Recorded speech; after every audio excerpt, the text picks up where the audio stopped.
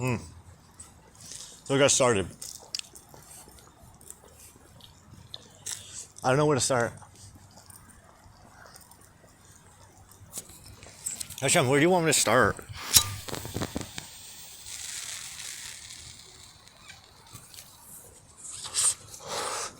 Yo, for someone who doesn't have money, you just seem to got fucking cigarettes all the time. You ain't got them. I know. Well, technically, this isn't a cigarette. It's technically a cigar.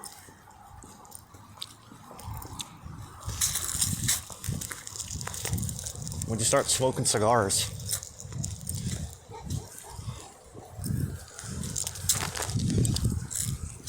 when I realized how cost effective they are.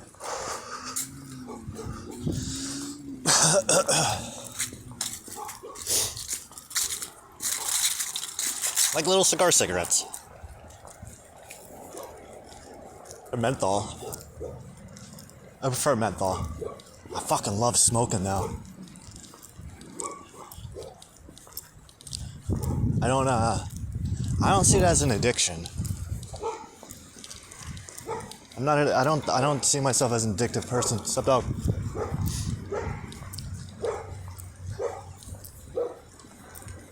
Even when I used to drink every single day. Like fucking 12 years of my life drinking almost every single day. That's not even an exaggeration.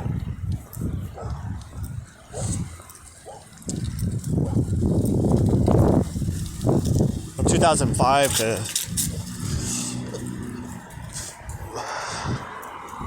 2017, 90%. You know, I'll give myself benefit of the doubt. I'll lowball myself. Say 80%. I have to ask my ex-wife. She probably knows the numbers better than I do.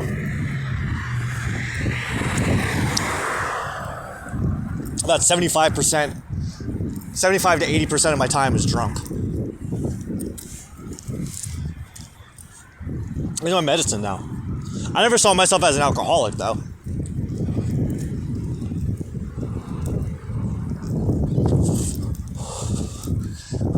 I used to think I was in denial. But it made so much sense. Because I remember thinking, like, I don't need to drink. But if I don't, I'll fucking put a bullet in my head. I didn't have a bullet to put in my head, but...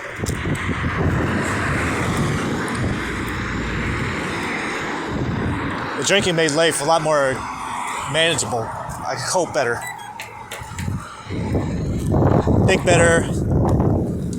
It was like me and rum. That's what I used to drink, rum. Spice rum. And Coca-Cola. But it was like Popeye with spinach.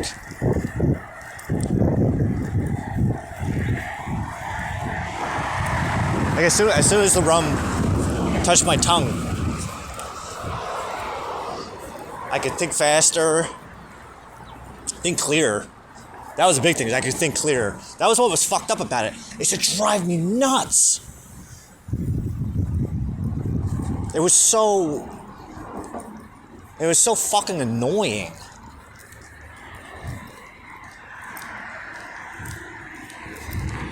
Because I'd ask myself, like, why do I actually think better? No one's gonna believe this.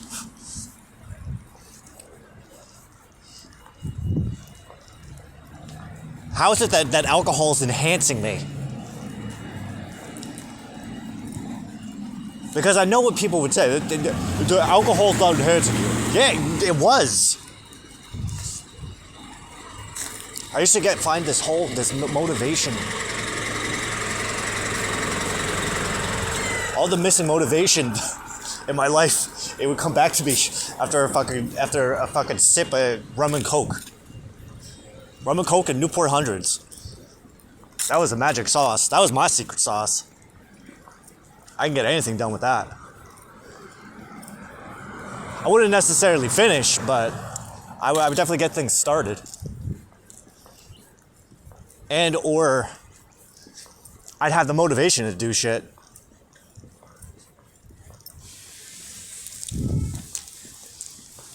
But it's not like it was all. It's not like it was all. It was all good.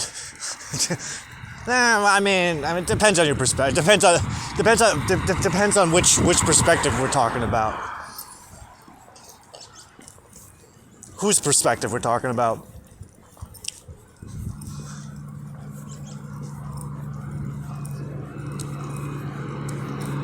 The good when I drank, it dissolved all my insecurities, all my give a fucks, all my bad give a fucks, the negative give a fucks. Like you shouldn't give so much of a fuck about that. And I could never understand it, you know? It was like,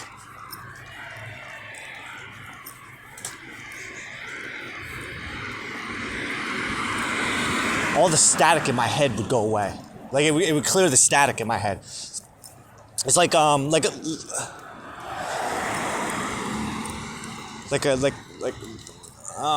my mind, the analogy I'm thinking of is a staticky radio where you gotta tune it to a certain station to get rid of the static, and you can actually hear the music playing.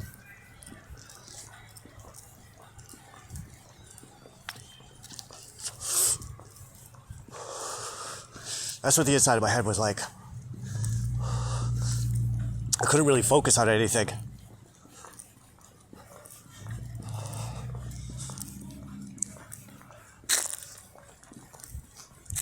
I would play a lot of video games. She's got a nice butt. Her pants make it look like she has a nice butt.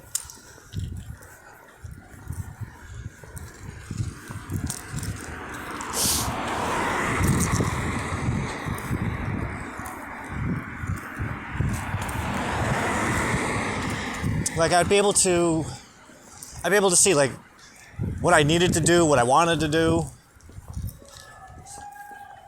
I could hear the voice in my head a lot clearer. I could definitely see all my fucking problems. I don't know about nobody talking about, well, people drinking to escape the problems. Yeah, I don't know about that.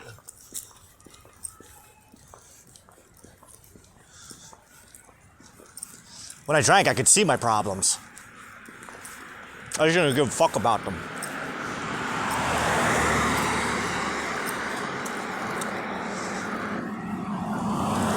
Beer balls, rum balls.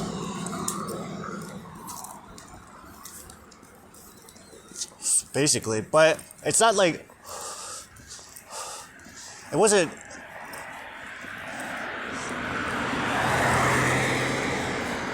It was more for me that I used to think, why can't I think like this all the time? Why can't I always be like this? What the fuck do I gotta do to be like this all the fucking time?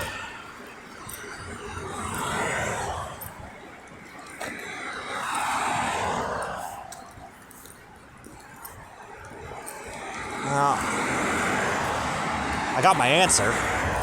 Thank you, Shem. You gotta quit your job.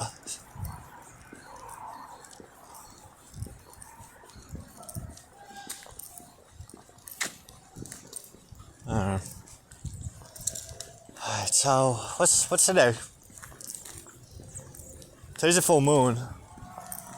I'm getting a flashback to last week's first quarter moon where I said, hey, maybe I should start labeling these videos when I do them on a lunar Sabbath. This way I know for future reference.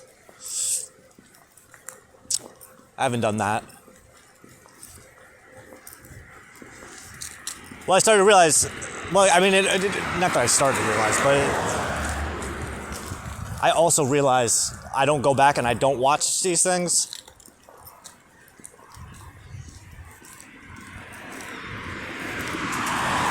There's really no reason to.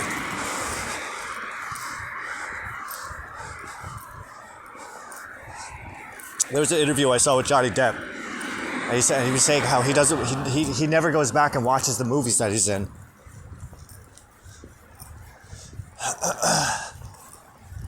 He just likes the process of making the movie, not actually watching the movie that he made. I get that.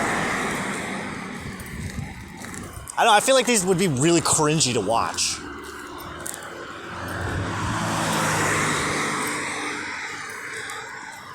I know they'd be cringy to watch, but then again, like, I feel like I don't have time to. I don't really have time to sit and watch a fucking 2-hour video of me talking.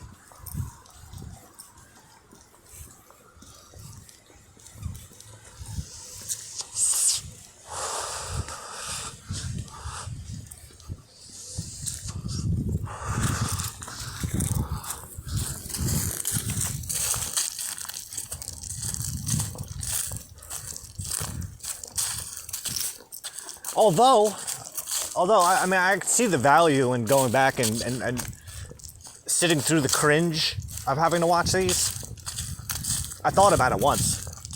It's like it would probably be like the equivalent of when I go back and reread my journals, which I got to do today anyway.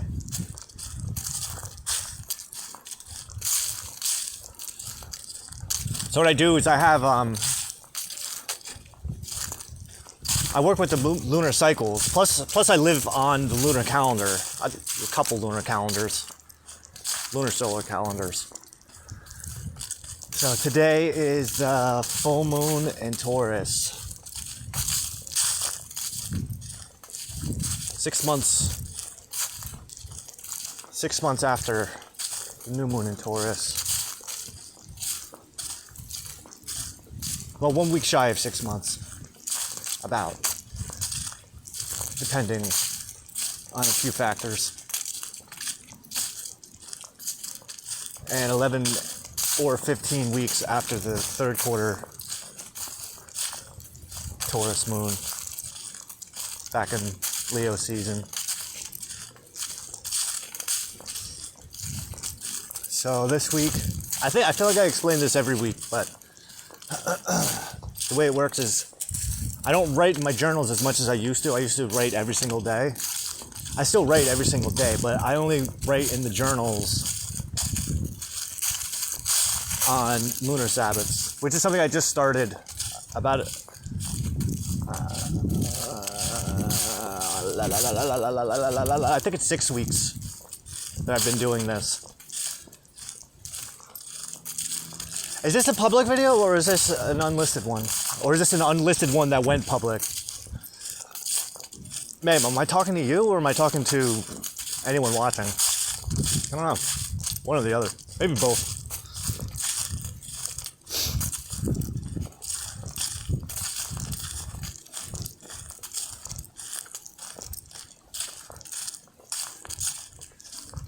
So it's like I do a week review, but based on the lunar month that we're in.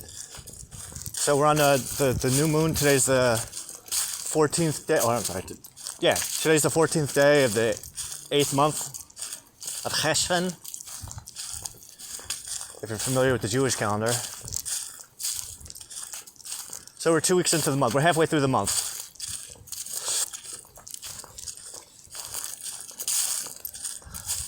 So today I go back and I read last week's entry on the first quarter Aquarius moon. So I only focus on those. I only focus on the first quarter new moons, full moons, and third quarter moons. You didn't say them in order, I know. So on the new moons, which typically end the month, although I'm a little on the fence with that.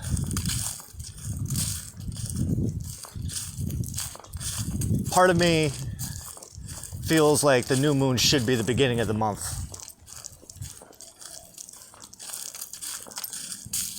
When I say new moon, I'm not talking about the first sliver, the first sliver that happens a day or two after the new moon, but the actual new moon itself. I feel like that should be that should be the beginning of the month. Makes more sense to me. How about this? I'll make a deal with you.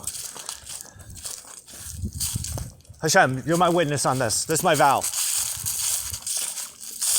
If it does turn out, and I'm fairly confident it will at this point, like I really have no reason to doubt that it will, but I'm just saying, just for the sake of argument, if it does actually turn out that that I am the Messiah and the resurrection of the soul of Jesus, Rabbi Jesus, and I have to start the Sanhedrin,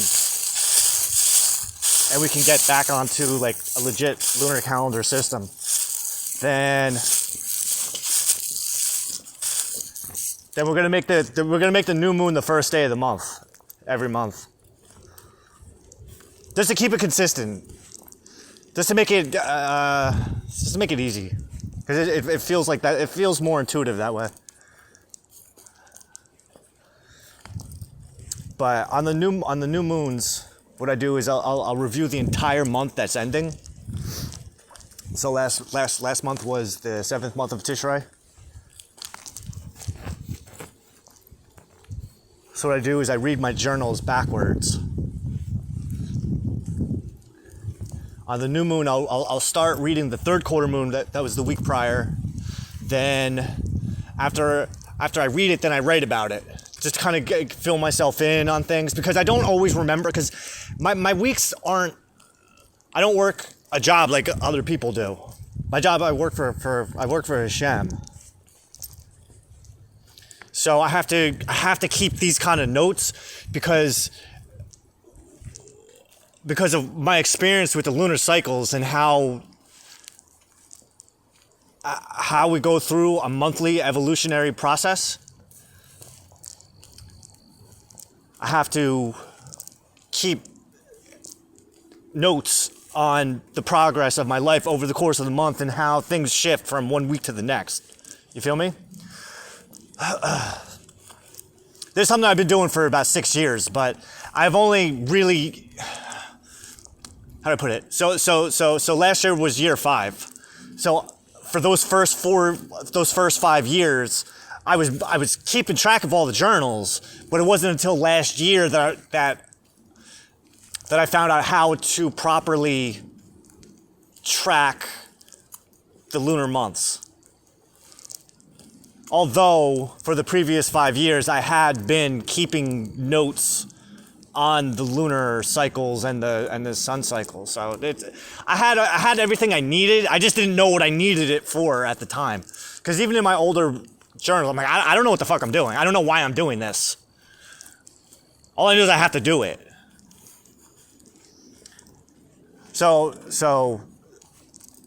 if you look at, like, if we read through Genesis, right? This year's Torah cycle just started, and we're on the 21st chapter of today. Today we finished the 21st chapter of Genesis. So if you follow the story, if you follow the life and times of Abraham, and then even with Isaac and Jacob and Joseph and Moses. So what these guys did, what made them so important is the fact that they were following their intuition, they were listening to the voice, and they were paying attention to the synchronicities that were aligned with their intuitive knowings. And they trusted that the voice that they were hearing was actually God, the Creator. Now, mind, I didn't even start reading Genesis. The first time I read Genesis was last summer. I fucking blew through it. I blew through the books of Moses over the course of like a month. I didn't know what was in them, but I had to find, like, I knew I needed to see it. And so when I started reading it and I saw Abraham's experience, immediately I'm like, holy shit.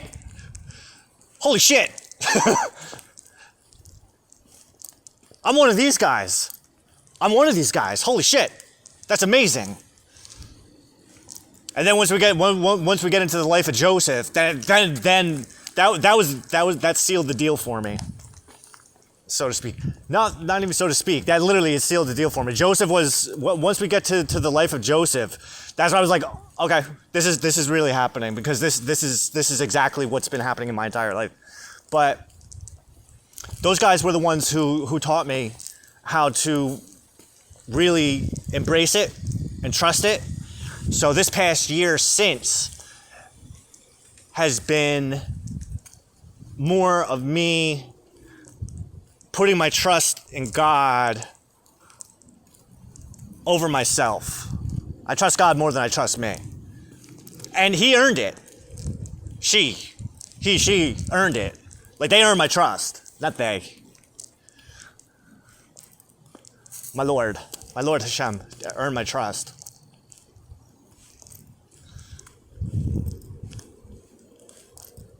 He's the one who told me how to do the journals, how to do the journal reviews. So like I was saying, on the new moons, what I'll do is I'll go backwards for the previous 4 weeks and read them and then write about them. Read them and then write my own little commentary on what's going on. Sometimes I don't write about what I just read. I just write about whatever is coming to my mind. Just write whatever the fuck comes out. So, on the new moon, first I'll start with the third quarter moon, write about it, and as I read it, I'm getting flashbacks of everything that happened over the week. You know what I mean? How things have progressed since then. So I don't read every single journal entry in between. That's way too much. I keep everything nice and consolidated, nice and tight. So once I finish the third quarter moon, we write about it, and then we go to the full moon that came the week before, read that entry, and again, the same thing happens where I'll be reading it, and as I read it, the blanks, the gaps from week to week, they fill themselves in, all the highlights that I really need to worry about. What's interesting is how something I thought about last week, right? Something that I wrote about last week, something I was writing about last week, how over the course of this week that just happened, a lot of those ideas and thoughts and feelings just kind of evolved and progressed on their own in ways that I couldn't control. Like last week I got on this kick where I had to find something out about my grandfather. And I ended up finding a page dedicated to him on Ancestry.com. I don't know who the fuck put it together. I don't know where the hell they got these pictures from, but they had pictures of my grandmother's wedding. Pictures that I used to have. It was very, what's the word I'm looking for? It was intense, but at the same time, it was just, holy shit.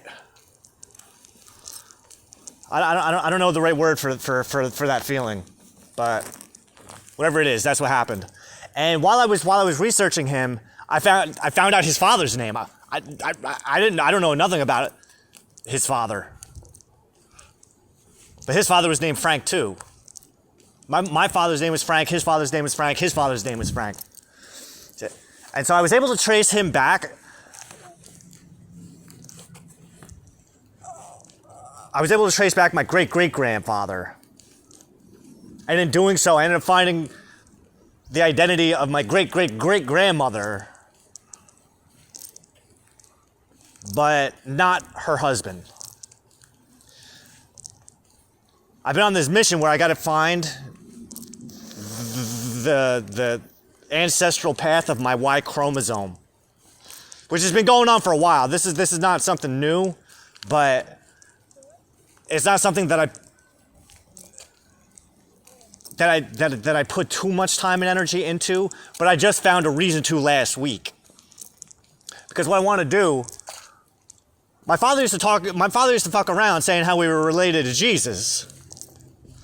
Well, I don't know if he was fucking around. And now, given the events of my life over the past 6 years, but most especially over this past year, I realized he wasn't fucking around as much. He was fucking around, but not 100% fucking around. Did you feel me? Like when he would make the joke and people would laugh, and he would laugh, it's not that he was laughing with them as much as he was laughing at them because he knew something that nobody else knew. And I don't know what the fuck he knew. The guy's dead. He's dead. His mother just died a year and a half ago, my grandmother. And then the one other person The one fucking other person who would be able to answer any of my questions. I found out he died 2 years ago. But I'm taking that as a sign that they wouldn't have been able to answer anything for me, which is why, like, this way I don't waste any time hunting down people that really wouldn't be able to help me with whatever. And even if my father was fucking around, 100%, based on my experience over the past year, I know that he wasn't fucking around 100%. Whether he realized it or not. Because he used to say all this shit. He used to say this shit to me that when I was a kid I didn't understand it. Like, it didn't make any sense to me. But then over these past 6 years, a lot of the things that he was saying, and it's not that he said a lot, but the things that he used to say to me, they started to make more sense.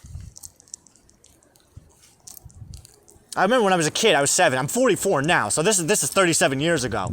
He told me to remember the number 888. Don't forget that number.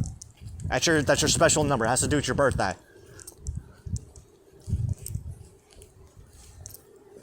But my birthday is August 18th, 1980. But he always said, because of those 3 8s, that's what's important. Don't worry about the other numbers. It's those 3 8s. And it didn't make any. Okay, whatever. Now, mind you,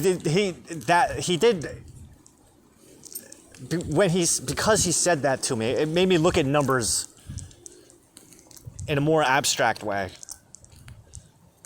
So he taught me numerology without actually teaching me numerology. But what ended up happening was that I was really sensitive to repeating numbers after that. Repeating numbers, and even 1138. That's the big number that always has been following me around all my life. Like, even that one, I always knew there was something to it. I remember when I was probably around 20. Probably around 20, 1138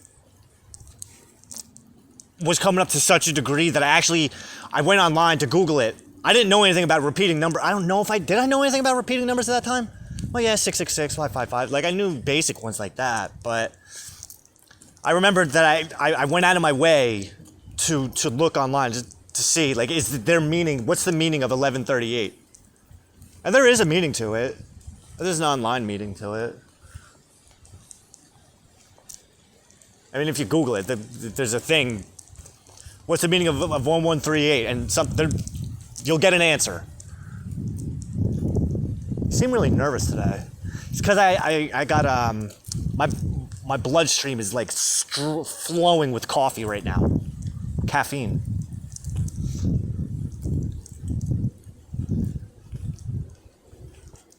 And I'm talking, but then at the same time that I'm talking, like, in the back of my head, I'm still thinking, like, am I gonna put this on public or am I gonna put this on unlisted? If I put it on unlisted, then it just feels like I'm talking to Miss Kim. But if I'm not, if I have it on public, then I feel all these voices flooding, asking me questions, busting my balls. So that's why I try to do it on lit. Well, I guess we're fine. It doesn't. Hashem, can you help me with this? Take a breath. Okay. But it was interesting because last week, and again, this isn't the first time I thought about doing this, but I've been wanting to figure out a way to track my Y chromosome all the way back to Abraham.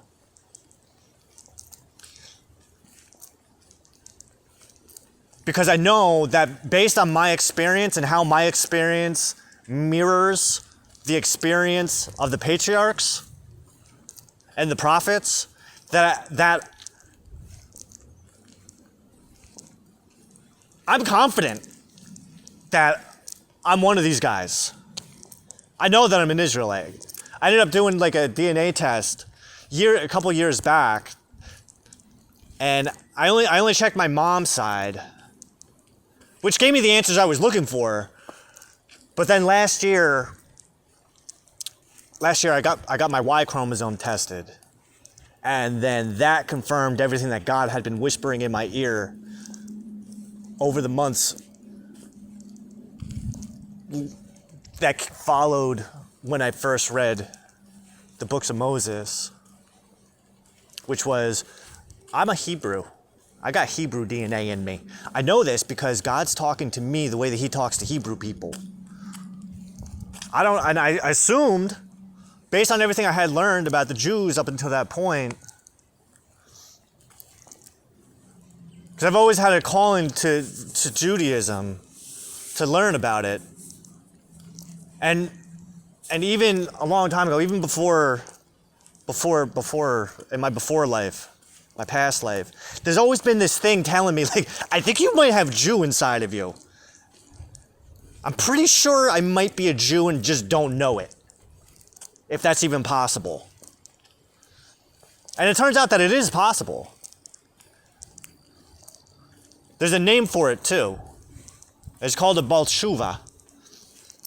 But then again, there's a couple ways to interpret Baal Teshuva. The way it was explained to me by a rabbi, it explains me. It's someone. It's a sleeper, right? If you think of spiritual awakenings, right? It's a Jew awakening, basically. It's literally the same thing as a spiritual awakening, but instead of just your standard spiritual awakening, it's a Jewish awakening. That's when you wake up and you're like, holy shit, I'm a Jew. How the hell did I become a Jew? How the hell am I the only Jew in the family? How does that even make sense? Is there something above Jew? Is there something above Jew that I don't know about? But now here's the other fucked up thing. Is when we look into the prophecies of the Mashiach. I fit the whole fucking thing. I don't know how many people can say that, so I'm not really concerned about what other people think and say and do and believe. I just focus on me because it's like it's not that I can control my experience, but I understand my experience because I actually lived it. Like I'm the witness to it. You feel me? So that's why I can look at things and go, oh fuck yeah, hey, I'm that guy. And that's why I said before, if it does turn out that I'm that guy, that's how we're gonna start rolling, with the new moon being the beginning of the month. I just like the way that feels. It feels right. It keeps things nice and tidy. There's no reason to end the month on the new moon. It makes more sense to begin the month on the new moon. I mean, I understand the reasoning behind it. I get why we start with the sliver. I get it. I'm not. It's like counting to 10, but starting from 0. You put an extra step in there that you really don't need.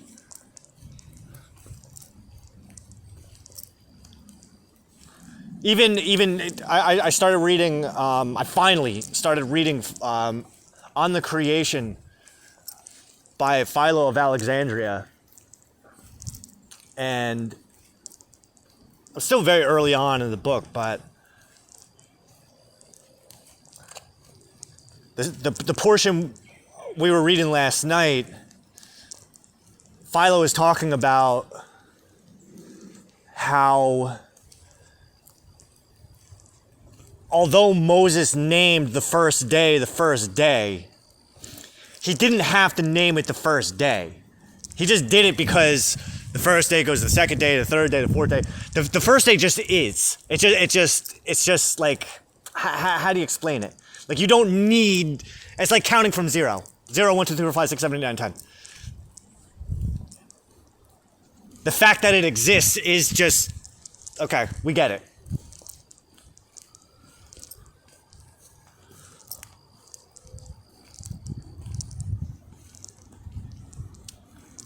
But I'm also trained in witchcraft. So when we learn about witchcraft, we learn more about the moon and how the moon affects the feminine cycles. You know what's a good example? Here's a good example of what I am. If you ever read Dune, which is something that we're working through too, the Bene Gesserit totality, the Kwisatz Haderach, which I found out is actually it's a derivative of a Hebrew word. Kwisatz Haderach. It means a shortening of the way.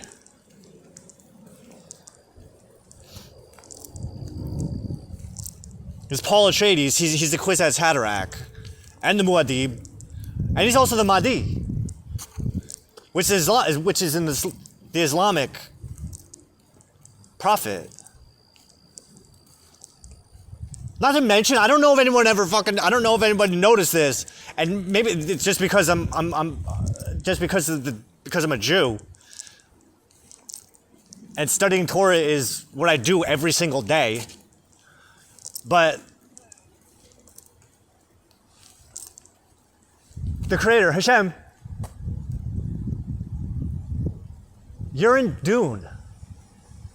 Dune is about the Abrahamic universe. Did you know that? I didn't. I assumed it was because I remember kind of thinking because I knew he was called the Mahdi, or that some of the natives on Arrakis were calling him the Mahdi, and I know who the Mahdi is. So I put two and two together, but as I've been reading it over this past several weeks,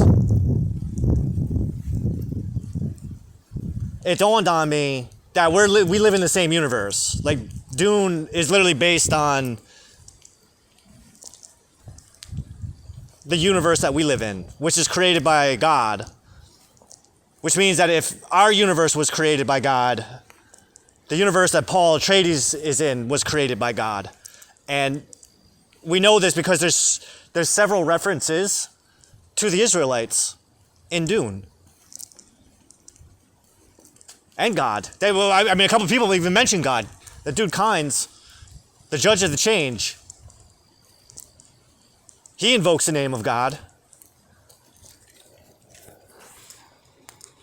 When Lady Jessica is exploring the house and she finds, after she leaves Paul, after she meets Mapes, after she's introduced to Mapes and Mapes gives her the Chris knife, she gets an intuitive call to go find her son. But when she gets to his room, she finds Dr. Yu and Paul's sleeping. Her and Yu have a conversation, and then she goes off on her own to explore. And while she's exploring, she finds a room that's got like a little greenhouse in it.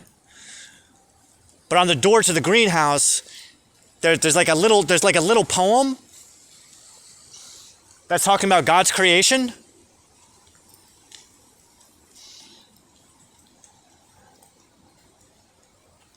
I believe it's the following day.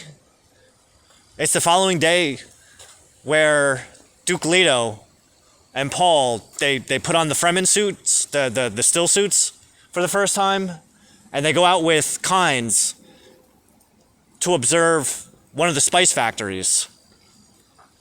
And while they're en route, Halleck Gurney, he breaks out his balisette and he starts playing a little song. And the lyrics of the song reference our fathers who were eating the manna in the desert.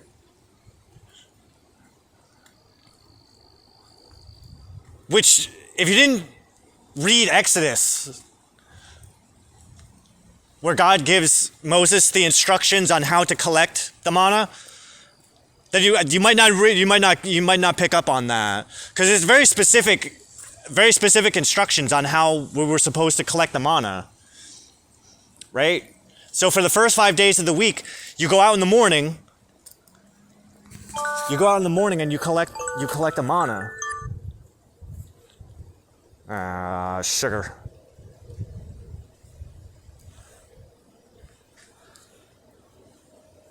Let's see if I can remember this correctly.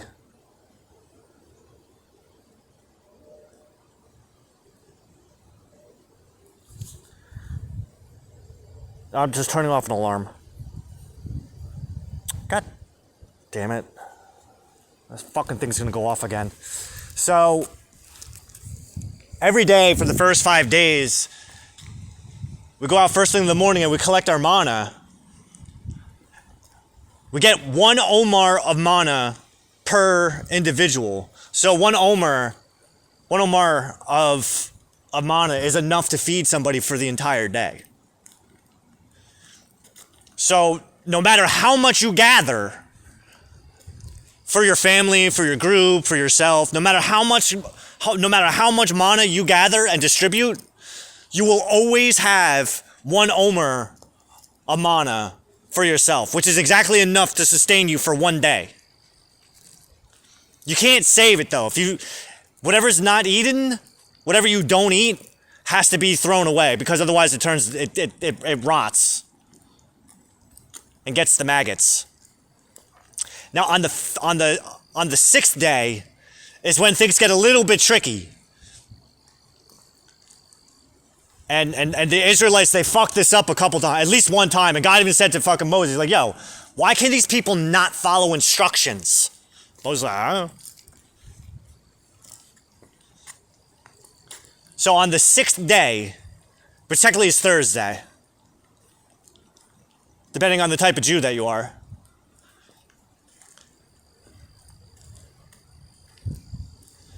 you collect 2 portions, 2 omers of mana. And again, it's the same deal. Like, whatever you collect, whatever you gather is going to be exactly 1 omer. But except for on the 6th day, whatever you gather is going to be exactly 2 omers per person that you're collecting for. So you got a family of 5. If you go out, you collect a shit ton of mana. No matter what you do, you will always come out to having 1 omer per person. Except for on the 6th day, you'll have 2. The first half of that 1 omer of that 2, is for eating on the 6th day. This is the only exception to the rule. That second omer that you collected, that second omer of mana that you collected, is the only mana that could be saved overnight. So that the following day on the Sabbath, when you're not allowed to do any kind of work, you have, including collecting mana. You cannot collect mana on the 7th day. You can't. That's why you got to collect 2 portions on the 6th day, so that you can eat 1 portion on the 6th day, and then that second portion is saved for the 7th day. Then, all right. So that's what Gurney was referencing in that little ditty that he was singing in the Thopter on the way to go observe the spice factory with Kynes. Now, there's another reference to the Israelites. The night that Dr. Yu hits Duke Leto with the fucking blow dart after he killed Mapes and the smuggler Tuek.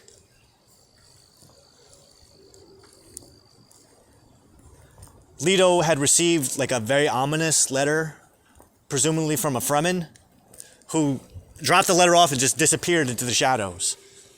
And the letter, the note, it was just 1 line, and it said, and I could be fucking this up, but a column of smoke by day and a pillar of fire by night. And Leto, he's got no idea what the fuck this means. He's like, huh? What? I don't get it. I gotta go talk to my woman, because we got shit going on right now. He had too many fucking family issues to deal with, and then trying to decode this cryptic message. But what he apparently Duke Leto never studied Torah. And we know that Torahs exist in the Dune universe, because there are Jews in the Dune universe. If you Google Jews in Dune, there are Jews who have survived over the past 20,000 years, right? Because Dune takes place 20,000 years from now. So 20,000 years from now, there's still Jews in Dune. I don't know if there's any Jews in the books, but I've Googled it just to make sure. I Googled it last year just out of curiosity. because of all the Islamic references, I'm like, I wonder if there's any Jews in Dune. Because plus the Bene Gesserits, are exactly who I imagine Orthodox Jewish women to be. And I was hoping to find out that the Bene Gesserit witches, that they were actually Jewish women. But in my search, it turned out that there are in fact Jews that exist in Dune. Which was like, okay, all right, I get it. So that note, a column of smoke by night and a column of smoke by day and a pillar of fire by night. And I could be mixing the two up. Maybe it was a pillar of smoke by day and a column of fire by night. It's one of the two. Don't buzz my balls about it. It could be. You know what? I don't feel bad not being on point with it. I was watching this really short clip of Ben Shapiro having a conversation with a Christian man discussing why Jews don't look for converts as opposed to Christians who think it's their job to save people's souls. I don't know. I don't know where the fuck they get that from. I really don't. I read the first 5 books of the New Testament, and not once did Jesus say, "Hey, Gentiles, go and start saving people's souls." No, what are you talking about? As a matter of fact, if we go to the New Testament, Jesus specifically tells his disciples when he tells them to go and spread the word, go. When he says that, he specifically tells them, don't be fucking with Samaritans and don't be fucking with Gentiles. Just go for the lost sheep of Israel. That's all I want you to deal with. And there's a good reason for it. You can't handle them. You're not there yet. Just deal with your own people. Don't be trying to tell a mechanic how to fix a car. Just don't. You don't even know how to use a wrench.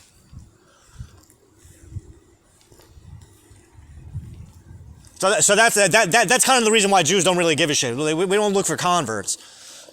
God shows you the way. That's it. There's a good line in the Quran where it says don't follow the Jews and don't follow the Christians. They don't give a shit about you unless you're doing exactly what they want you to do. The path to God, that's for you and that's between you and God. Don't worry about what nobody else is doing. Don't let somebody else tell you what to do. Those are facts. And that's the way of the Baal Teshuva too. It's not the way Baal Teshuva was explained to me was through the book Letters of Light by Rabbi Aaron Rashkin. And the way he described it is that a Baal Teshuva, or the Baal Teshuva, because he made it seem as if though there is one. The implication that I got from his description of Baal Teshuva is that Baal Teshuva is the Mashiach.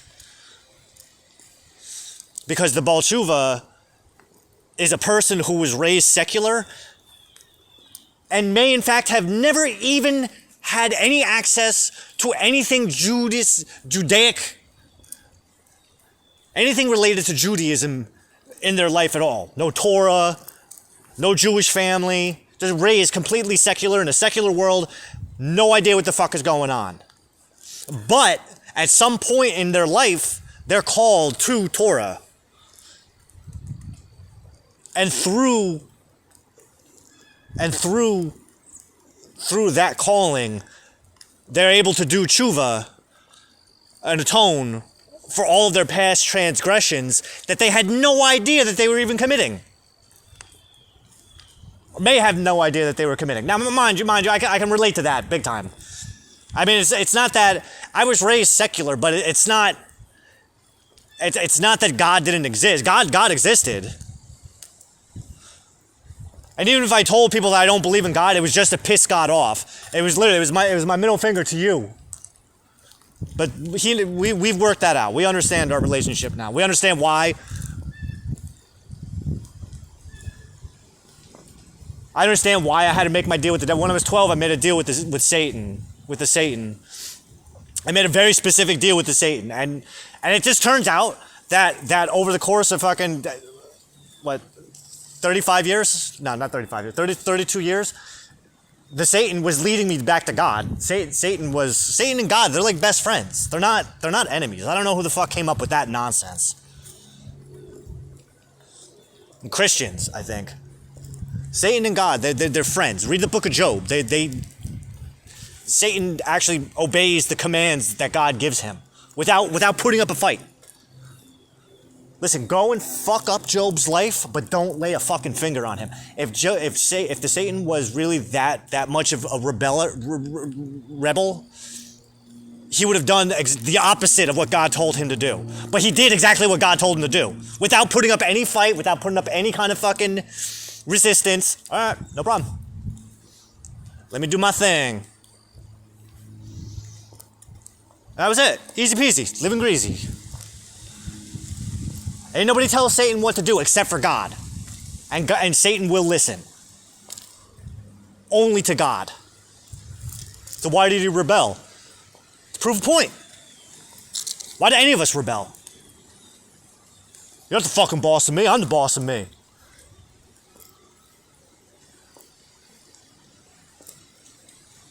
The point wasn't to win. He wasn't trying to win. What he was trying to do, he was trying to win his independence. Now, we're ready to go back. Alright, I've been independent enough.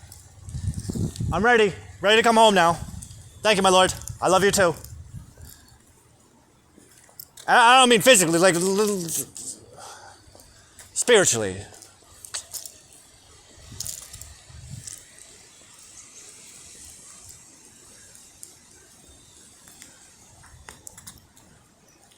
But once the Israelites had received the law, well, as much as they needed of the law, at Sinai, they went journeying. They journeyed out, right? Tribe by tribe, everyone's organized. I love the organizations, the human management, the human resource management of Leviticus. It's fucking amazing. Or was it Numbers? I forgot. But right, Ben Shapiro. What were you saying about Ben Shapiro? No, he was talking about this Christian guy. They were having a discussion over why Christians look for converts, but Jews don't look for converts. Well, we don't need to look for converts. That's for God to convert you. If you feel like you got to be a Jew, if you feel like you're a Jew, that's between you and God. Don't just do your thing.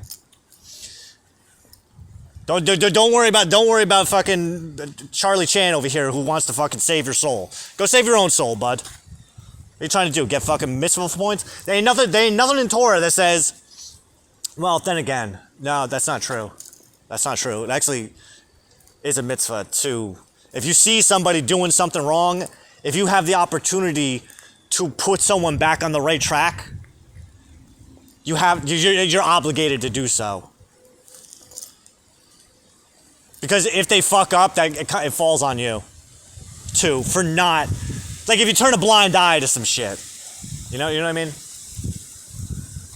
But then again, like the fucking, I don't know, I got a thing with Christians. They make me cringe.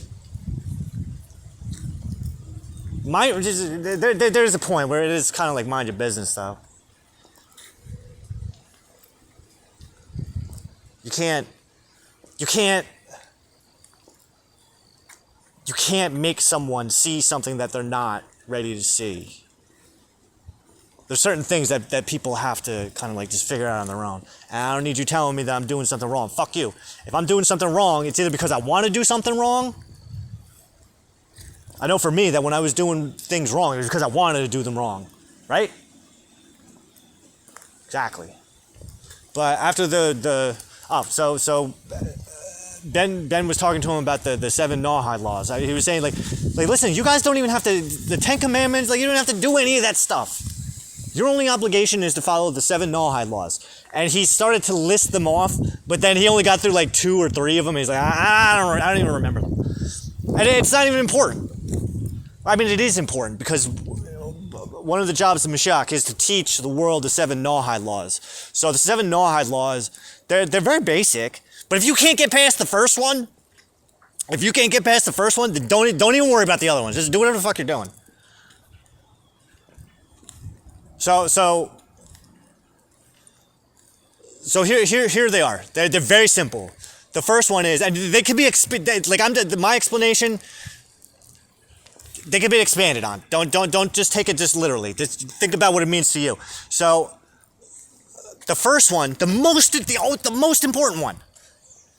If you can do this one, chances are you're already doing the other ones.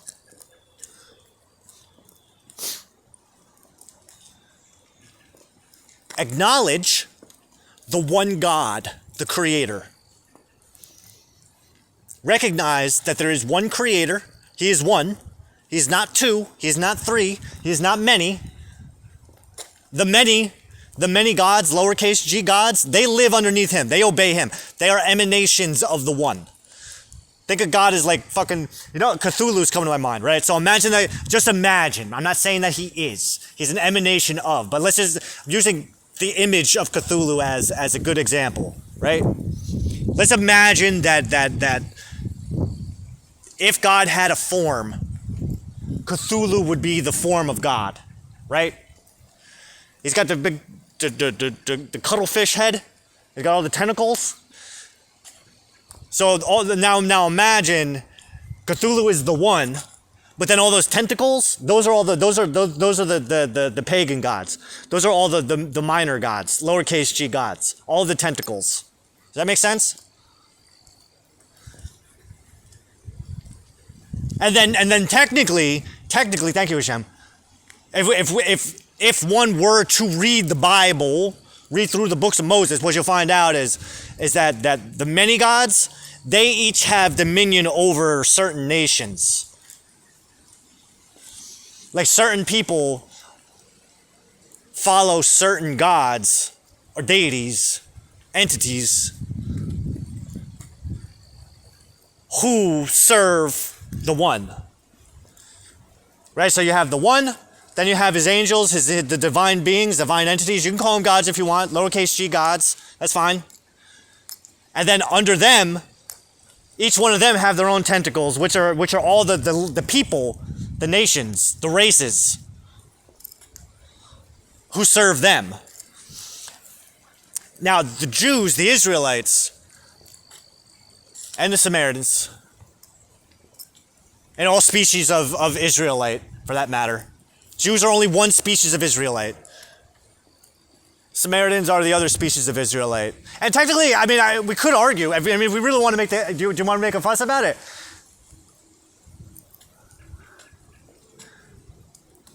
I'll be a third species of Israelite. I'll consider myself a third species of Israelite because I resonate with Islam. I resonate with the teachings of Rabbi Jesus. I resonate with the Jews, and I resonate with the Samaritans too. So I got the whole fucking mix inside of me, plus the Hellenists and all the other and the pagans. So I got like a omni Israelite, Jew, Samaritan, Islam, Muslim. Philosophically, spiritually, I have all of it. I can go to the places that the other people aren't allowed to go to. I talk to demons, I talk to gods, lowercase g's. I talk to God. God talks to me. God talks to me through his other servants. Like Joseph, when Joseph would interpret people's dreams, right? Joseph wasn't actually interpreting dreams. Don't fall for the hype. Joseph had no power whatsoever. Joseph was just a regular guy. And he would even tell you the same thing. I ain't got no powers. I'm just Joseph. Pharaoh called on Joseph to interpret a dream for him. And he said, you're here to interpret my dream. No, not me. God. I'm just the channel. The medium. It's technically not divination, but it is divination. It's not the same divination but like I was saying, in Deuteronomy, God actually gets into it when he's talking to the Israelites. And don't worry, I'm not forgetting about Ben. He says, when you look up, do not bow down and serve the sun, moon, and stars, and the celestial hosts, which is code for the planets. Do not serve them. That's for other people. And that's how it's put. That's for other people. You will not have soothsayers or spellcasters in your communities. That's for other people. You don't need them. That's the point. That's what he's telling us. Is that as Israelites, we don't need any of that shit. We don't need the tarot readers. We don't need the astrologers. We don't need to do any of that because we have the Levites. The Levites are fully trained in magic, in divination, in all of the mystical arts that you can imagine. That's the job and the role of the Levitical priests. That's what they're there for. And then the high priest is like the head nigga in charge. With that motherfucker, he can do whatever the fuck he wants. That motherfucker probably could make fire come up in his hand. All the magic. We take care of it so you don't have to. You just go about your fucking daily life. That's why God made the Israelites exactly the way that he did. Everything's very meticulous. Everything's very, very precise with who can do what and who can't do what. Never go up to a Levitical priest if you're not a Levite. Do not go up to them and tell them how to do their job. Otherwise, you're getting the death sentence. They know what they're doing. They are specifically trained to do what they're doing. Again, do not tell a mechanic how to fix a car that you did not make. Love that analogy. It's perfect, I know.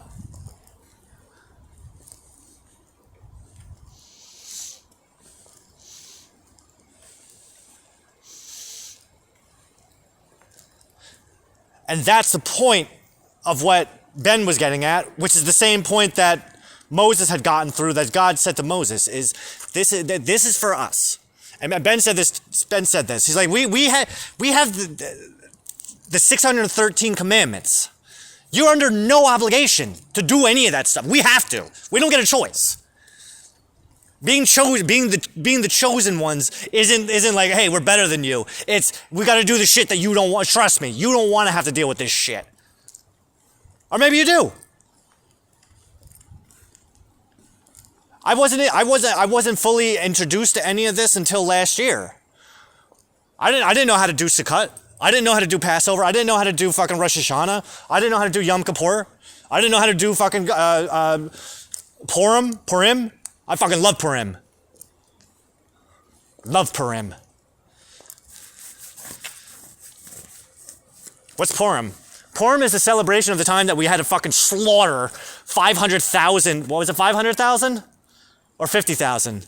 Either 50 or 500,000 Gentiles that were on a Jew-killing rampage, a government-sanctioned Jew-killing rampage, where a Jew by the name of Mordecai,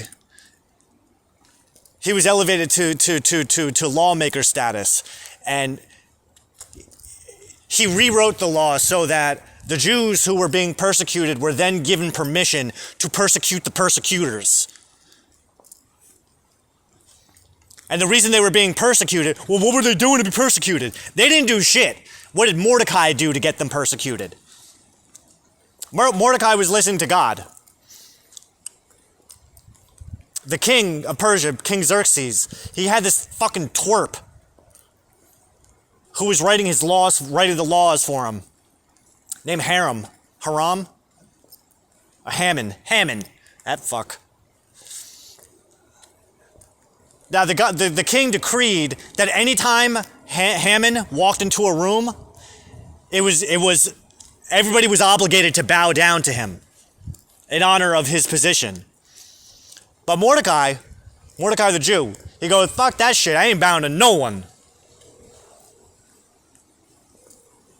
And so Mordecai stood, and he refused to bow down anytime Haman? What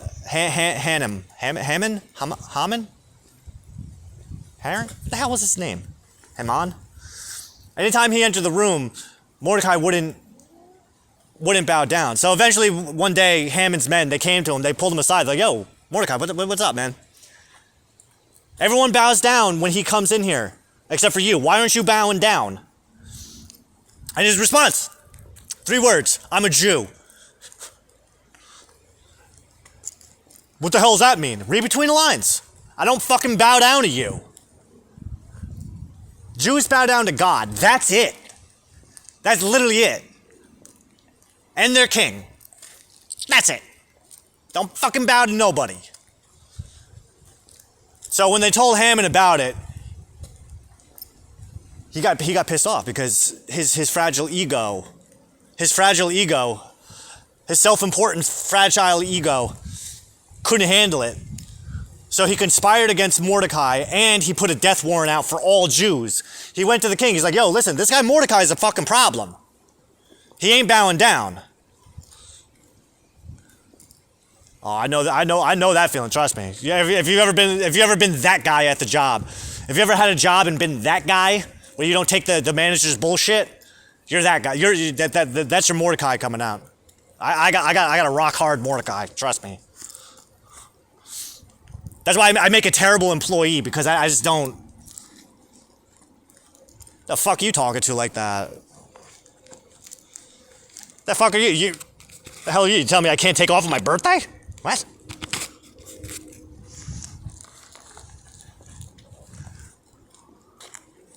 So, Hammond.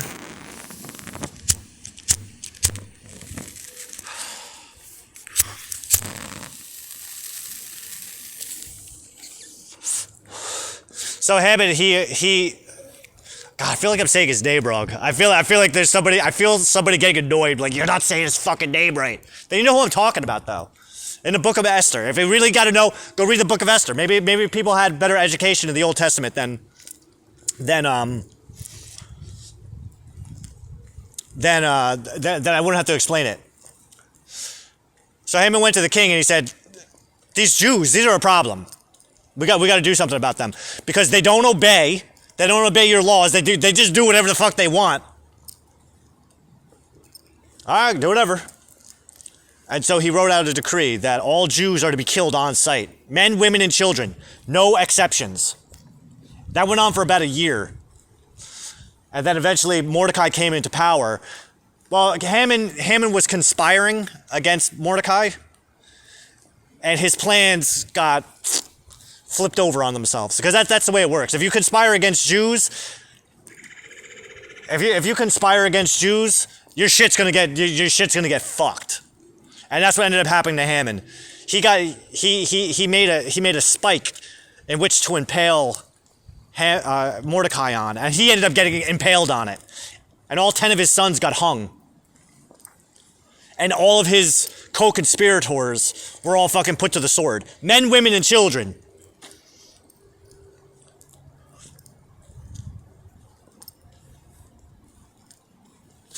And after you kill them, don't take any of their shit. As in, kick in the fucking door, put everyone to the sword, but don't take anything of theirs. Leave it.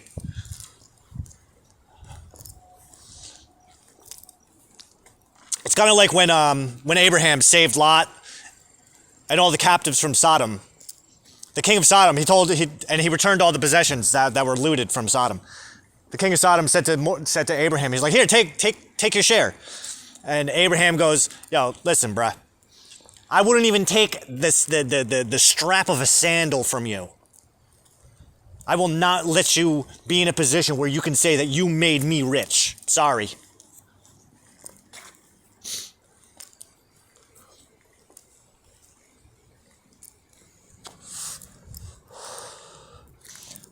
How does that have to do with Ben Shapiro? Yeah, you guys don't have to. Unless you're a Jew, you don't really have to do all the stuff. Like, you don't have to. Like, everybody does what they do. Like, the Christians are out there trying to save people's souls. But meanwhile, nigga, you don't even realize it because you didn't even read the fucking Old Testament. You probably didn't even read Deuteronomy to find out that God said that certain people worship certain stars, planets, sun, moon. One who serves the sun doesn't serve the moon. One who serves Mars doesn't serve Jupiter. Everyone has a place.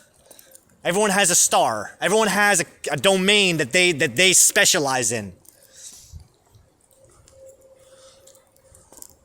See, eventually in the New World Order, the way it's going to work is we're going back to segregation, but not racial segregation. We're getting segregated by who you are, when you were born, how you were born.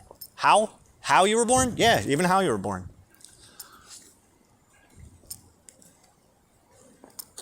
That's the future. If we turn to the book of Numbers, we're still in front of Sinai, right? We're still in front of Sinai. But now, God commands Moses to do a census of the people. And all the people are organized and segregated by tribe. Levites go with Levites. Judites go with Judites. Benjaminites go with Benjaminites, and that's the way it is. We got 4 groups of 3.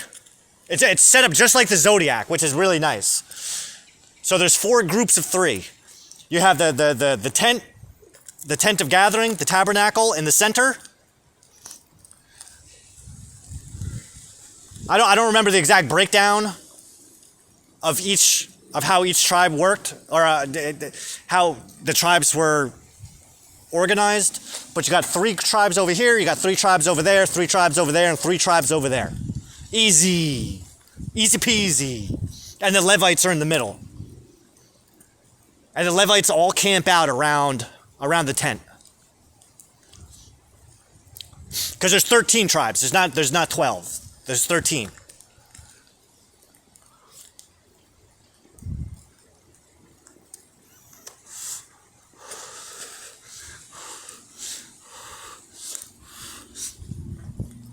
Joseph got 2 tribes. Joseph got a tribe for himself, and then he got a tribe for his sons to share. That's why they're called the half tribes of Manasseh and Ephraim. And that's another thing. Do people even know who Manasseh and Ephraim is? I know I was talking to some dude one day, and I was explaining to him how the 13 tribes roll, and he's like, I've never heard of Ephraim. I don't know who that is. Well, of course not, because you never read the fucking book.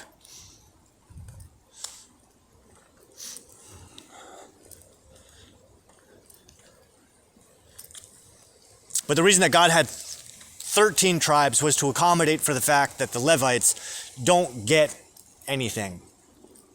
They don't have any physical possessions of their own, per se. They don't get a land portion. God is their portion.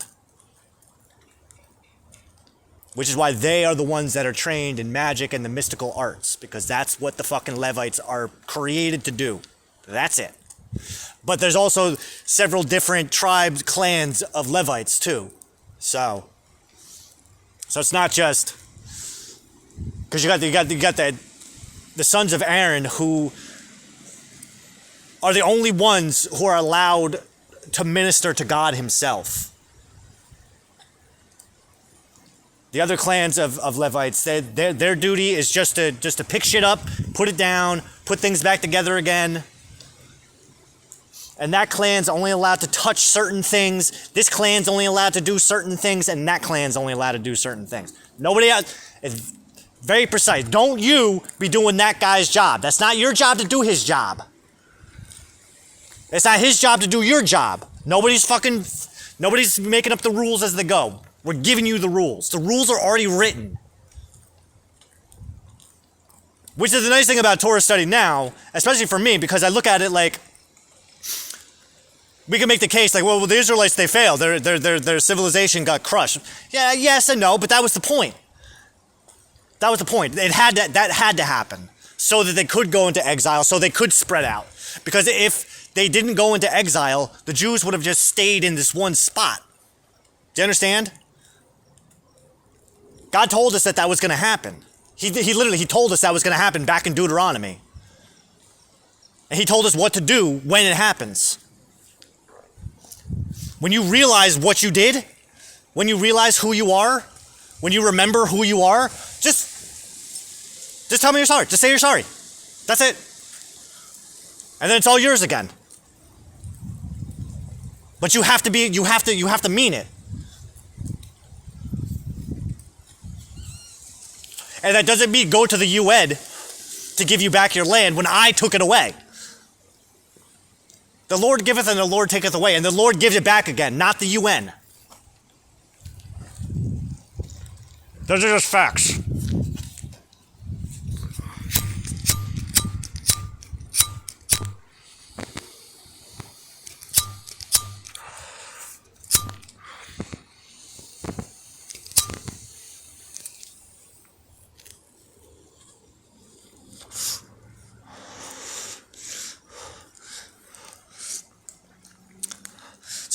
So I don't. Ben didn't get into this in that little conversation that he had, but that's basically how we can interpret it. If you want a Jew to interpret a Jew, because never ask a non-Jew to interpret what a Jew is doing, because you're not going to understand. You don't get it.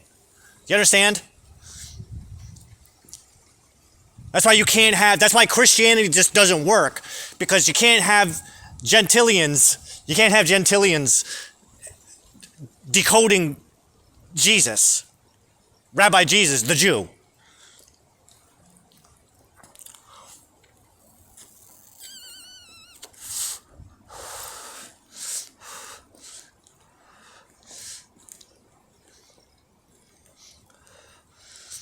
And the reason we don't look for converts is because everybody has their place. Everyone has their thing that they're supposed to be doing.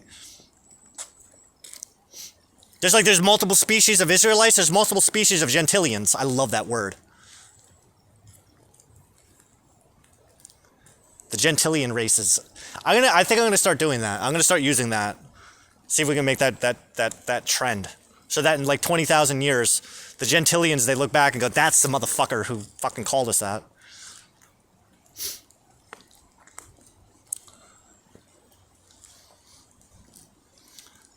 So when, after all the tribes were organized, by genetic coding, because what most non-believers don't recognize and don't understand is that Genesis, the books of Torah, the Tanakh, is the original Human Genome Project. Because mixed in within the story is all the genetic science that goes in behind it. We were specifically bred. We were bred specifically for the job that he commands us to do. You're chosen people. You're chosen because you have those genetics inside of you. I specifically made those genetics in you so that you would be able to do what I need you to do. At Sinai, when God gives Moses the specs for the tabernacle and the tent of gathering, and even the priest robes and the ark, he said to him, it's not your responsibility to make this.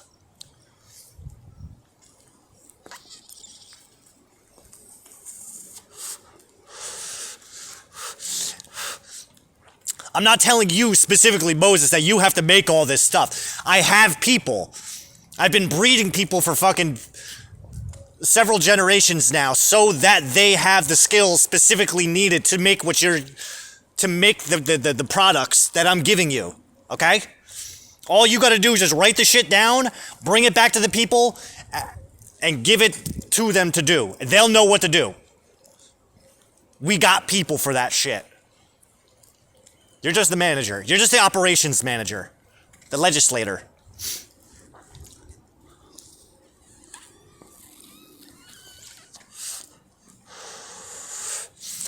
So once everybody was organized and it was time to move out, how did they know where to go? God guided them on where to go. During the day, God presented himself to the Jews as a pillar of smoke, as a column of smoke. And that column of smoke would travel, and they would follow this cloud, the cloud of glory. They would follow it to each location that they needed to go. And once the cloud stopped, that's where they stopped and set up camp, because they were getting trained. This was all training. Just like you would train a dog, that's what God was doing to the Israelites. He was training them how to obey commands, how to follow procedure, and how to organize themselves in a way that was only divine, that was divinely inspired.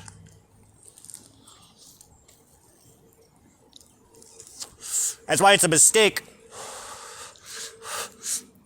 That's why it's a mistake to say that Moses came up with all this stuff on his own, because he didn't. God told him what to do. So think of it like Moses, these ideas were flooding to Moses. But Moses was wise enough to understand that he wasn't coming up with this stuff on his own. And that was the hard part for him, because he had to be the one. Not everyone believed him. Not everyone believed him. Some people thought he was full of shit. Some people thought he was just a fucking a dictator. And the Israelites, they revolted against him several times. Like, God fucking smited the fuck. He was about to wipe out the fucking Israelites altogether. He even said to Moses, he said, listen, just get out of my way. Let me take these motherfuckers out, and I will build you a brand new nation with a greater nation than this one. Because these people are fucked in the head. They can't follow instructions. They're bitching and whining and complaining. That's like one of my favorite things. That's one of my favorite things, reading the books of Moses, is watching God lose his shit. Especially when they start complaining. He calls them complainers and whiners. In the book of Judges, after the Israelites are being like dominated by the Philistines, they all turn to alien gods.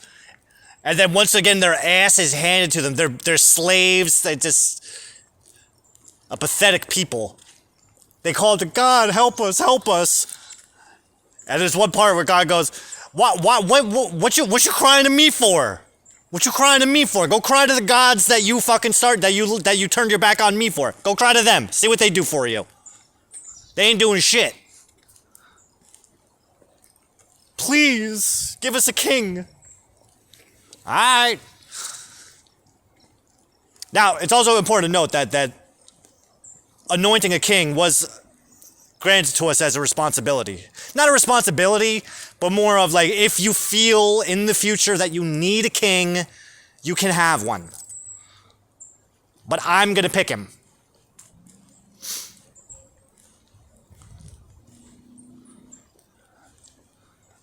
There's gotta be one of you. He has to come from you. It can't be one of these, it can't be some fucking scrub from some other family line, from some other nation.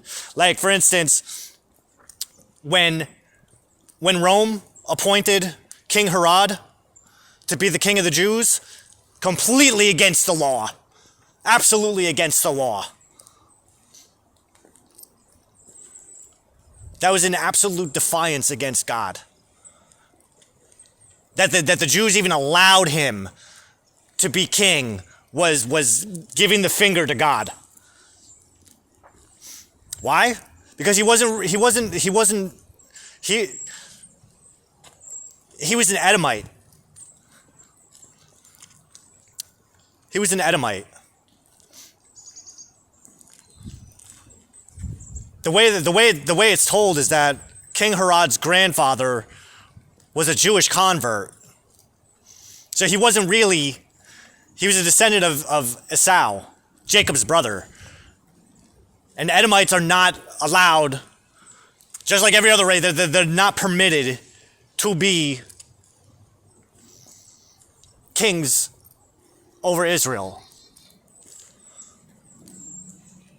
And realistically, Rome overthrew the last kings, the Hasmonean kings.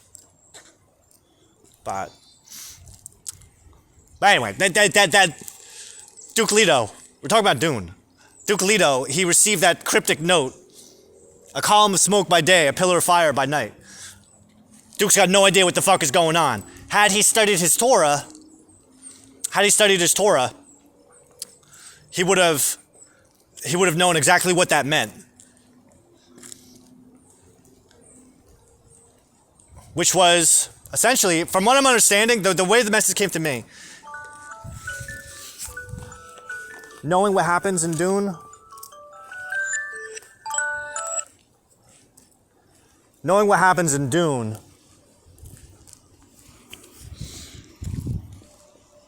the message that it gave to me was that was God letting Duke Leto know, don't worry, your family's taken care of. Your wife and your son, your woman and your son, I got them.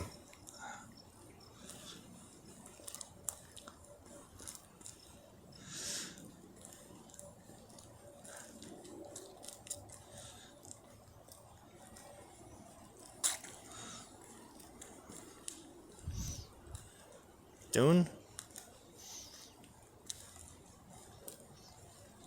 You're talking about Philo. How did I get on Dune? I don't know.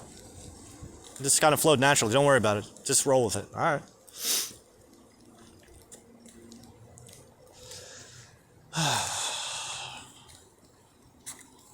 Now what? I don't know. Let's have a seat. What are we doing? We're just sitting in the woods. I need to come out to take a break.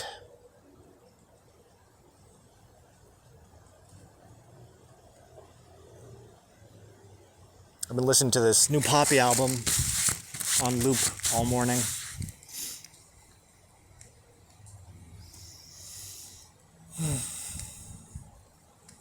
How am I doing? I'm doing fine.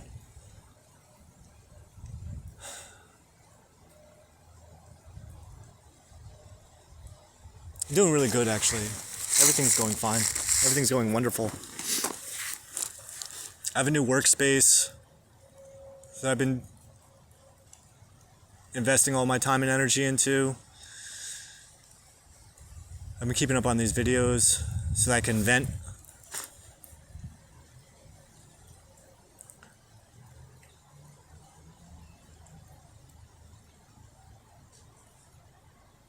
Trying to figure out where it is that I'm going.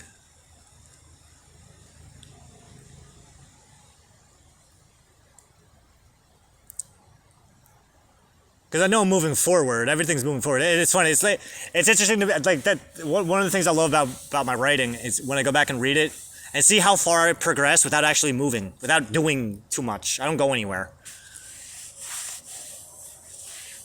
I'm either here or I'm in my room or I'm walking somewhere.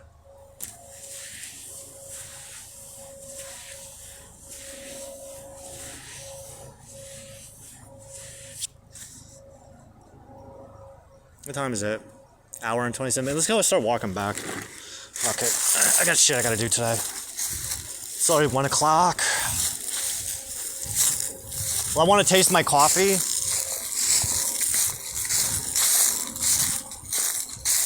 I have a couple more reviews I have to do. I did the first review. I did the review for last week. So I'm halfway done. Wow, I'm about a third of the way done with my weekly review. All right, I never even got past that. So on the new moons, we go back and we write. Oh, that's where I got caught up. Descendancy from Jesus.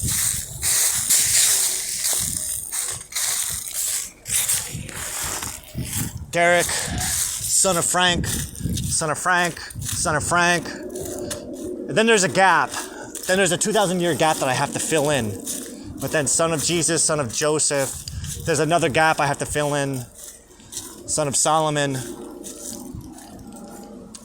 son of David, son of Jesse, son of Ovid, son of Boaz. There's a gap I got to fill in. Son of Perez, son of Judah, son of Jacob, son of Isaac, son of Abraham, son of Terah, son of Nahor, son of Serug, son of Reu, son of Peleg, son of Eber, son of Shelah, son of Arpachshad, son of Shem, son of Noah, son of Lamech, son of Methuselah, son of Enoch, son of Mahalalel, son of Jared, son of Canaan, son of Enosh, son of Seth, son of Adam, son of God. So how do you reconcile the book of Matthew genealogy and the book of Luke genealogy? All right, so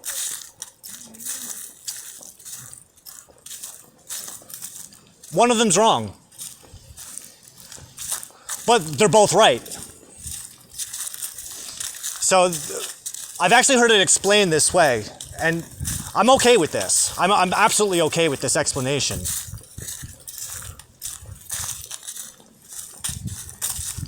Because they're both right and they're both wrong, right? Okay? So in Israelite tradition, it says that if a man is married to a woman, right? If a man is married to a woman and he dies childless, then it's the obligation of the brother, if the man has a brother, right? it's the obligation of that man's brother to take his wife and have a child. And that child, preferably, so I guess, and I have to go back and really figure this one out. But the way Hashem is kind of explaining it to me is that the brother and the wife of his dead brother, they will continue having children until they have a boy. And then that boy, well, all the children, technically, up until the boy, that counts as the dead brother's son, right? So I have a half-brother, so this won't work. I have a half-brother on my mother's side, so this wouldn't work for me. But let's say that my father had another son, and that my brother got married to a woman, but died childless. It would be my obligation to take my brother's wife and have a child with her. And then the boy that we have, right, and we have a son, that's not my son. That's my brother's son. So the way I had seen it laid out, I only saw it once. I saw it online, and it was when the explanation was given, I was like, okay, well that makes a shit ton of sense why it would be that way. So we can look at it one of several ways. Either Luke is right or Matthew's right, or they're both right. That Solomon's brother Nathan, because David had a son named had a son Nathan. Nathan was David's son. That's not wrong. But the Midrash story, which is extra Tanakh. It's outside of the Tanakh. That's what Midrash is. Those are Bible stories that are outside of the Bible. It's not literally written in the Bible, but it's canonized to one degree or another. Some people see it, some people don't. Some people, so for instance, like there's Midrash that Joseph's wife, Asenath, there's a Midrash that says that Asenath was actually Dinah's daughter. That when she was raped by Shechem, Prince Shechem, that they had a child. And then that child was put up for adoption in Egypt. And it's the most ridiculous thing ever. I fucking hate that explanation. Because you know what it is? It's Jews. Those are Jews who are denying the fact that Ephraim and Manasseh, the sons of Joseph, they don't have a Jewish mother. They have an Egyptian mother. It's the only tribe of Israel that has children that don't have a Jewish mom. But the way the Midrash goes with Solomon and Nathan is that Nathan had a wife, but Nathan died childless. So his wife was inherited by Solomon. And the child that they had was designated as Nathan's son. But genetically speaking, that son was Solomon's. Genetically. Does that make sense? Too much sense? Is that like an annoying explanation because it actually does make sense? Now, another way to look at it is that it was Solomon's son. And then another way to look at it is that it was Nathan's son. But we have three different approaches now. Three different approaches. Because yeah, technically, if Solomon had a son with his brother Nathan's wife after he died, then yeah, it would be Nathan's son and Luke would be right. But if we want to split hairs, even if that was the case, Matthew isn't 100% wrong. So that's how I reconcile it. Because the descendancy through Solomon is important. It has to go through that. And now if you read Proverbs, right? If you read Proverbs and you get to understand the inside of Solomon's mind and how Solomon speaks, when you read the New Testament, you can see Solomon coming out of Jesus.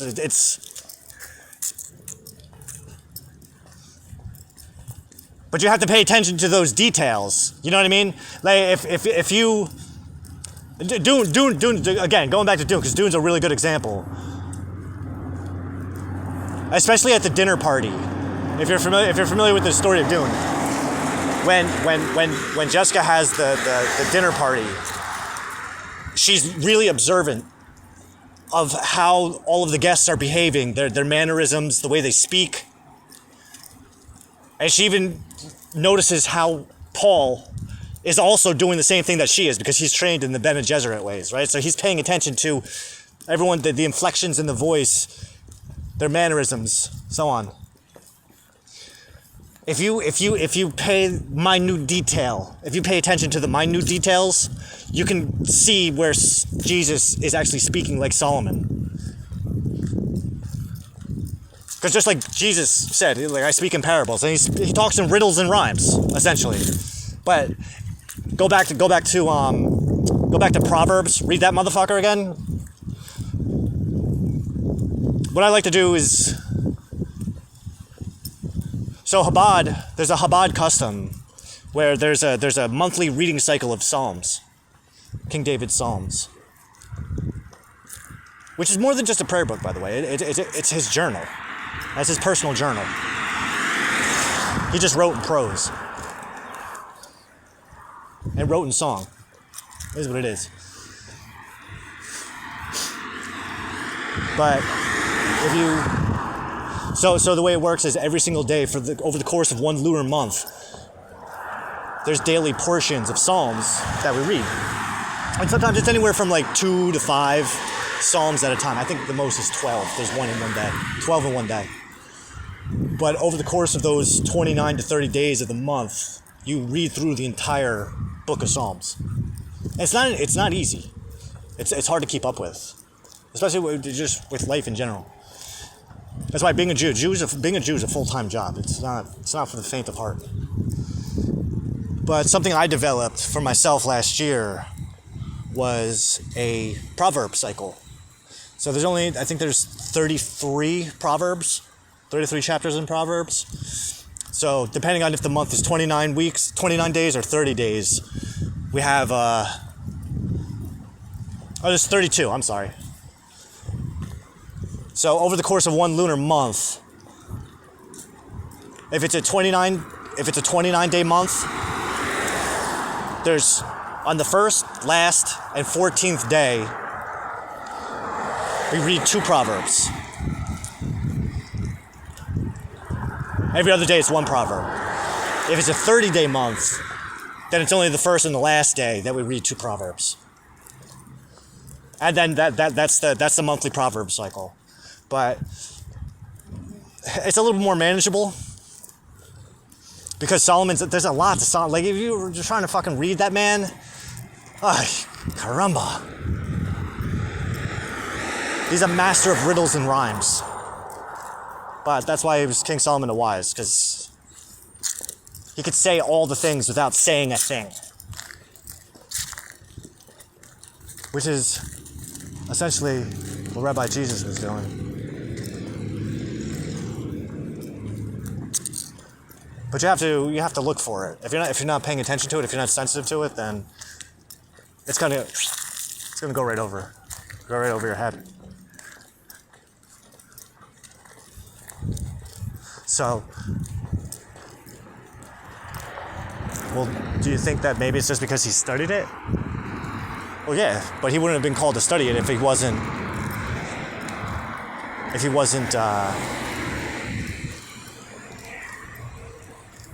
genetically predisposed to do it. Jews are genetically predisposed to be the way that they are, and to think the way that they do, and to study the way that they do, and to follow God the way that we're supposed to. So it's not necessarily like you wake up one day and you're like, hey, I'm going to do this today. Let's see how many mitzvahs I can fucking Let's see how many mitzvahs I can knock off the list today.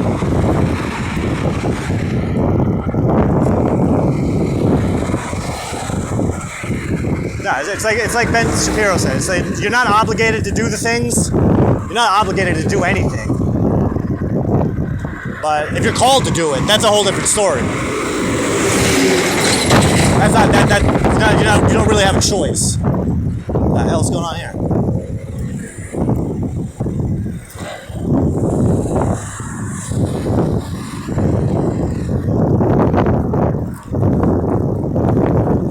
God, it smells amazing. It smells Stromboli.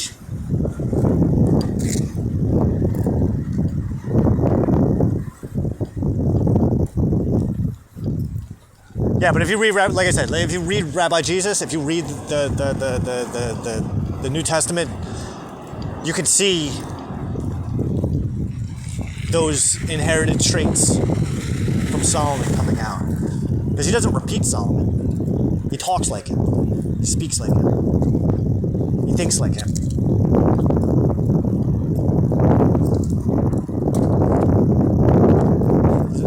There's a question coming through.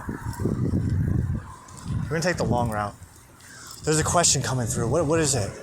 How do you know any of this stuff is even real? That comes through experience. That's something that it comes through personal experience. It's not something that you can give quantifiable empirical evidence for. Like I can't prove to you that any of it's real. It's something that you have to be able to see it for yourself. Like the results speak for themselves. It's not my job is not to fucking convince anybody of anything. Now, if I'm trying to convert you, that's one thing. I can't convert you if I don't have anything to show you. But if my job is not to convert you, which it's not, and realistically, here's another thing, is I was saying how one of the mitzvahs is to kind of, if you see someone transgressing, it is your obligation to help them. But that's an Israelite. That's an Israelite commandment.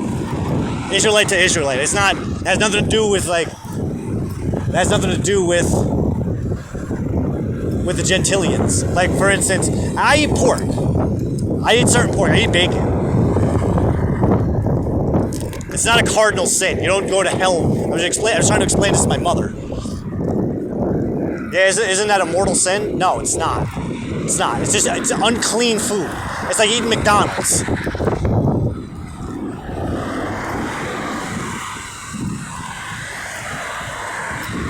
God gives us a list of things that we can eat and what we can't eat. You're not going to hell. You're not going to hell because you ate a piece of bacon, raw bacon too. I don't even cook the bacon. I eat the bacon raw. You know how unhealthy that is? No, I don't.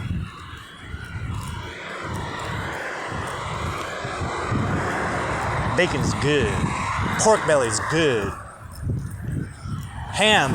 I wouldn't fucking touch ham if you fucking put a gun to my head. I would ask you to pull the trigger. I would tell you better pull that fucking trigger. Think you're trying to get me to eat ham? You better pull that trigger, or else I'm going to cram this thing up your ass and pull the trigger till it goes click. That was a Big Lebowski reference. If you didn't watch Big Lebowski, you wouldn't get it.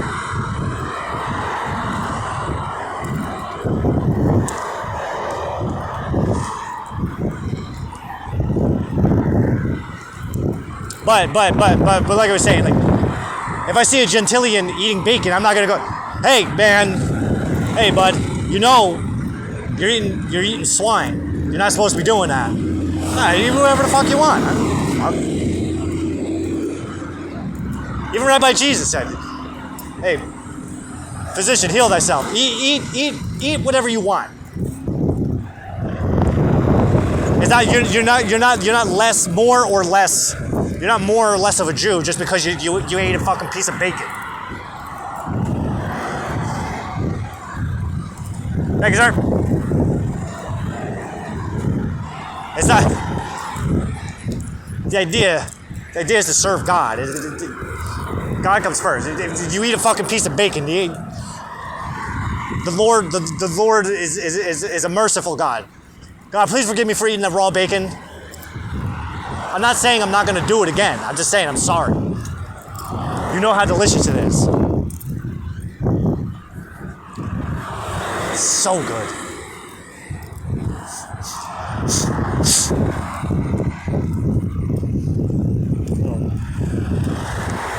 But what time is it? Alright, we got 15 minutes. Maybe we'll go walk over there and just kill some. Walk around that building for 15 minutes. What did that guy? But sometimes I walk around. Sometimes I walk around it. I like it. What do people would think if they knew that the Jewish Messiah, that the Messiah is walking around amongst them? Calling yourself the Messiah? Yeah, of course. My philosophy is this. Be your own Mashiach, be your own Messiah, be your own prophet. This way you don't have to worry. This way you don't have to worry about the false prophets. Then you know who all the false prophets are. Because if you serve God as your own prophet, which is technically what you're supposed to be doing anyway, if you serve the Lord as your own prophet, as your own Messiah, then all of the prophets, all of the messiahs are false messiahs, are false prophets. It's very easy. It's the equation is just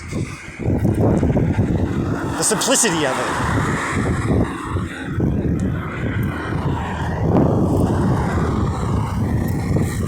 What happened? 15%. Alright, we're almost dead. How is that possible, man?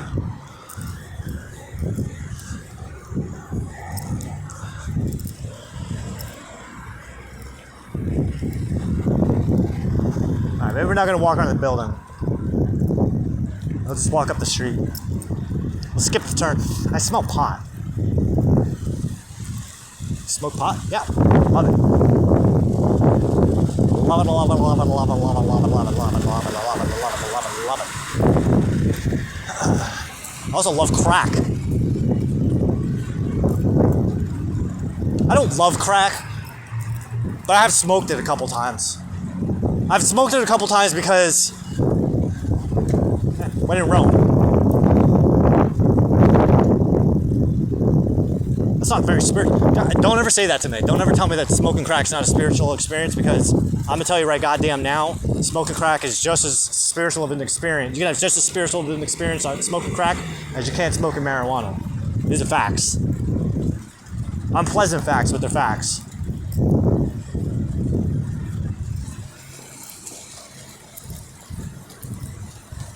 Inconvenient truths. But the first time I smoked crack, it was before all this. I did it on purpose. I went to a friend's house and there were some crackheads there who smoked crack on a regular basis. And one of them was pregnant. She was about like 8 or 9 months pregnant, maybe 7 months pregnant, I think. She was pregnant enough that everybody knew she was pregnant. She was pregnant enough that when I walked in and I saw everybody smoking crack, I went, that's a pregnant girl smoking crack. And when my friend said to me, he's like, hey, listen, you want to hit this? I'd never smoked crack before. And I wasn't really too keen on the idea, because I don't like Coke, and I know how Coke gets, and it's like, once you get a taste of it on your tongue, it's like, that's all I need, that's all I want all fucking day. Can't stand that shit. I can't sleep for the whole day, the whole night, and it's just like, But with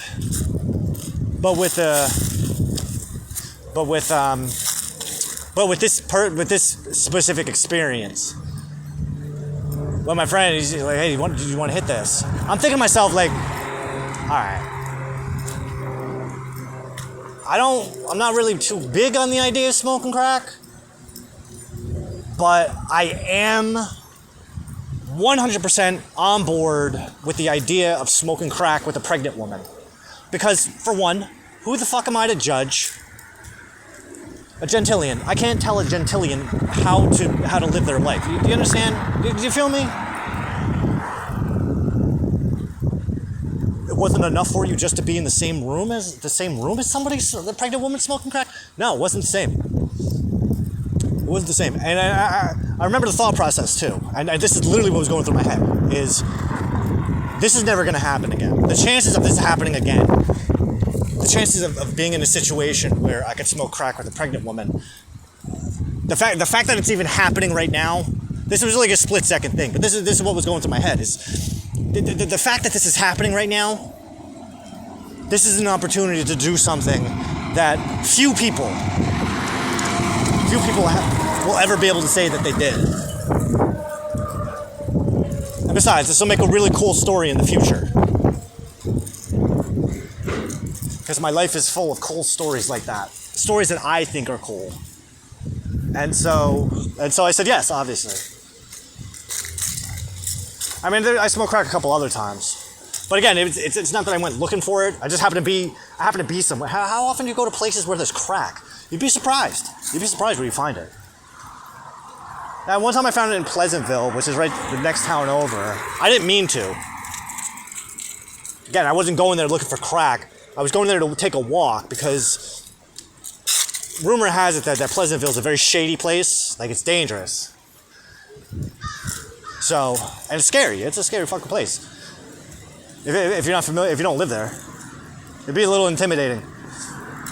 Well, it's a predominantly black neighborhood, so it's like you're the only white guy walking through a fucking black town. You feel a little, you can feel like, I don't know if I belong here. I live in the suburbs with my mom, and I would walk down there because it was intimidating. I would walk down there just to get over the fear of it. Like, don't be a pussy about it. Just walk down there. Who gives a shit? You never know what'll happen. What's going on over here? There's a giant Jack Skellington. So, I went for my normal walk. I had a route that I followed. It wasn't my first time going down there. But I was following the specific route that I take. And then I would stop at this one point and then turn around because there was a Quickie Mart. There was like a corner store, like one more block up. And that corner store that's where it got shady. That's the part of town where it's like, you get to that point, like, oh shit. Oh, I don't know, I don't belong over here. But on that particular day, I heard Hashem go down one more block. And I did, I went down one more block. And when I got in front of the corner store, I saw this homeless guy that I met. Like maybe a month before. And he recognized me and I recognized him, Tyrone. And at the time, I just happened to have like fucking like, I don't know, like $2,000 in cash on my person. So he asked me for some money to buy some crack, and I was like, yeah, fuck it, why not? Can you get pot? So I gave him some money for crack. I got the pot, and then we went to the liquor store. I got two 240s or some shit like that. And then we went to his buddy's house, and we started smoking the crack there. Well, I smoked the pot, and then I smoked the crack, too. That was crazy. That was wild. Because that dude, he had like a state worker that would come to his house to test him. And we're all in there. We're in this little shack. Crack smoke's filled in the air. And this lady's knocking at the door. Oh, fuck. I'm like having a fucking anxiety attack. God forbid my family finds out that I'm in this not a homeless guy, but this guy's shack that he's living in, smoking crack with a homeless man. Meanwhile, a state employee is knocking at the door, going to the windows.